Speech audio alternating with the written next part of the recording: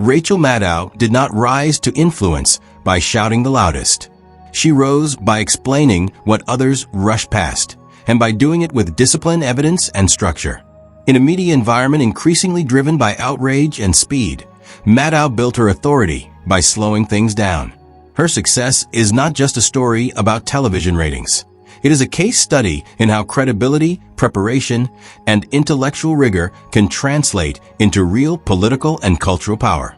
Early life and education. Building the foundation. Rachel Maddow was born on April 1, 1973, in Castro Valley, California. Raised in a working-class family, her upbringing emphasized education, curiosity, and independence rather than political ambition or media aspiration. Her father served in the U.S. Air Force before working as a lawyer, while her mother worked in school administration. From an early age, Maddow demonstrated a strong aptitude for academics. She attended Stanford University, where she studied public policy. At Stanford, she came out as openly gay, an act that would later shape her public identity in subtle but important ways. Rather than making her sexuality the centerpiece of her career, Maddow treated it as a fact of her life, not a brand. After Stanford, Maddow earned a Rhodes Scholarship and attended the University of Oxford, completing a doctorate in political science. Her academic focus centered on public health and political systems, reinforcing a worldview grounded in institutions, evidence, and long-term consequences. This academic background would later distinguish her from many media personalities who entered television through performance rather than scholarship. From radio to television, the unlikely path. Maddow's entry into media was unconventional. She began in radio, working at local stations, and eventually joining Air America, a progressive talk radio network. Unlike many talk radio hosts, Maddow avoided bombast. Her style emphasized analysis over argument, context over confrontation. Her radio work caught attention not because it generated viral moments, but because it demonstrated command of material. Producers and executives recognized that she could explain complex political developments without oversimplification, a rare skill in broadcast media. In 2008, Maddow joined MSNBC as a political analyst. At the time, cable news was dominated by personalities who relied on confrontation and emotional appeal. Maddow represented a different model, one that relied on preparation, narrative logic, and documentation. The Rachel Maddow Show, redefining cable news authority. In 2008, MSNBC launched The Rachel Maddow Show, initially as an experiment. The network did not expect it to become a flagship program. Maddow did not fit the traditional mold of cable news stars. She did not rely on panel shouting, flashy graphics, or rapid-fire talking points. Instead, she introduced a format that resembled a lecture, structured, deliberate, and evidence-driven. Each episode often opened with a long monologue that traced a political issue from its origins to its consequences, sometimes over 15 to 20 minutes. What critics initially dismissed as too slow became the show's defining strength. Viewers who stayed were rewarded with clarity. Maddow was not selling outrage. She was selling understanding.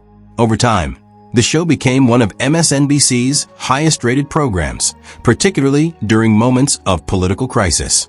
During the Trump presidency, The Rachel Maddow Show emerged as a central destination for viewers seeking structured explanations of fast-moving and often chaotic events. Influence during the Trump era. The period from 2016 to 2020 marked the height of Maddow's influence. While many media figures focused on daily scandals, Maddow concentrated on systemic issues, foreign interference, institutional erosion, and long-term political consequences. Her coverage of the Russia investigation, in particular, became a defining chapter of her career. Maddow approached the topic not as a spectacle, but as a complex institutional challenge involving intelligence agencies, legal standards, and geopolitical strategy. Supporters praised her for seriousness and discipline. Critics accused her of overemphasis and speculation. Regardless of perspective, her influence was undeniable. Episodes regularly dominated ratings, and her reporting shaped conversations far beyond MSNBC's audience. During this period, Maddow became more than a television host. She became a narrator of political reality for millions of viewers. Shifting roles and strategic pullback. In 2022, Maddow made a significant career decision. She stepped back from hosting the Rachel Maddow Show 5 nights a week, transitioning to a once-a-week schedule on Mondays. This move was widely interpreted as a strategic repositioning rather than a retreat.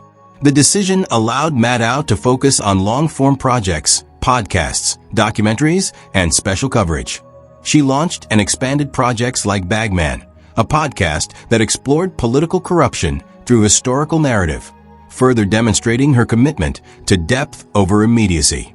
During major political moments, including elections and national crises, Maddow returned to more frequent hosting duties, reinforcing her role as a trusted authority during high-stakes events rather than a daily commentator. This shift reflected a broader trend in her career, moving from constant visibility to selective influence. Writing and documentary work. Maddow is also an accomplished author. Her books, including Drift and Blowout, reflect the same qualities that define her television work: historical research, institutional analysis, and skepticism toward unchecked power. Rather than writing memoirs or opinion collections, Maddow focused on systems, military policy, energy politics, and corruption. These works expanded her influence beyond television, positioning her as a serious public intellectual rather than a media personality alone. Her documentary work further reinforced this identity, blending journalism with historical storytelling in a way that appealed to audiences seeking substance. Personal life and public image. Rachel Maddow has maintained a relatively private personal life despite her public role.